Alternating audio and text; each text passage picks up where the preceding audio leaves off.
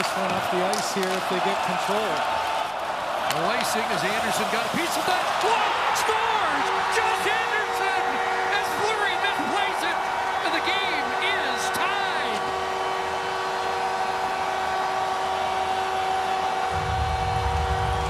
That response by Fleury says it all, doesn't it? You need a break sometimes, and Josh Anderson, who's just been snake bit, been a tough task for him. He hasn't had a point in the last 12 games, and he gets a gift.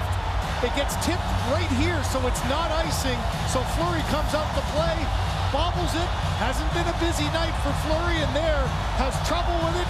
Anderson goes to the front of the net, and you know, there's moments you just need a break. Tried to backhand it down into the corner, hit his left skate right out in front, and the frustration's there. But the 3,500 here at the Bell Center have something to stand up for, and we got ourselves a tie game.